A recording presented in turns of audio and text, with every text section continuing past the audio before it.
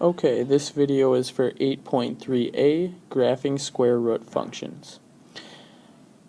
So, this week we learned how to plug numbers into square root functions, plot the points that we get on the graph, and identify the domain, range, and starting point. So let's go over a couple examples of how to do that specifically. Let's look at number 4 first. In number 4, it wants us to find the domain, the range, and the starting point. So we see we have this graph right here. It starts at the point 2, 1, and then continues in a little bit of an arc forever because of this arrow here. So I said it starts at the point 2, 1. That's where the first dot on the very left side of the graph is, so that is our starting point. We can fill in that spot first. Now, the domain is going to be x values. Every x value that this graph can have. The range is going to be y values. Every y value that this graph can have. This domain, the lowest x value can have, you see, is 2. Its starting point has an x value of 2, and then it goes forever to the right of that, but there's nothing to the left of that. So our domain begins with 2, and it ends with infinity, because it never stops going right. Now, the range is a little bit harder to see. The starting point of our range is 1. You can see that the y value at our starting point in this graph is 1. So we start at 1, and we also go to infinity. Even though it looks like this graph doesn't rise very fast, and it doesn't, it will actually never stop rising though. And so our range is going to be infinity. Now let's take a look at a more involved. Let's do number 11. In this one, we're going to want to create a table, and then we're going to graph the points, and then again find the domain, range, and starting point like in the last problem. Now this is our equation right here.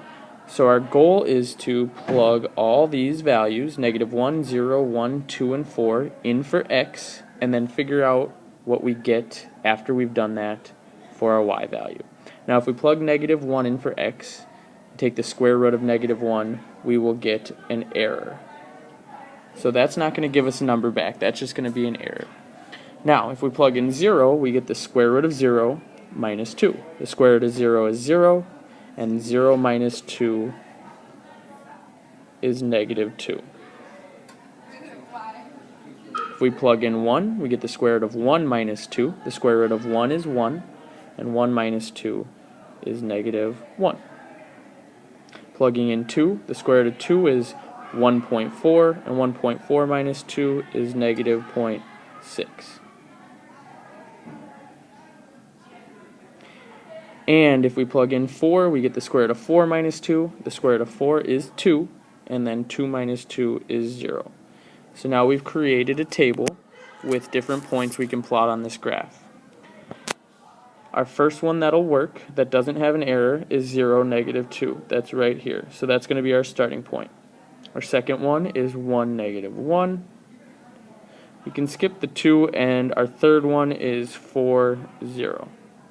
So those are 3 points we can help make our graph. If we connect them with an arc, it'll look something like that. Now let's analyze it like we did in the last problem. Where does this graph begin? I'm going to start with our starting point, and we see that we start right here. So our starting point is it's 0, -2. Now our domain is every x value we can have. And we know that our x values start at 0, it's the x value of our starting point, and then it's going to go on forever. You see that this arrow continues forever.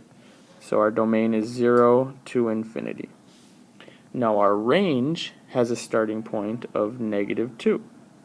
And then just like the last graph, that also will continue to infinity. The arrow means it's going to go on forever.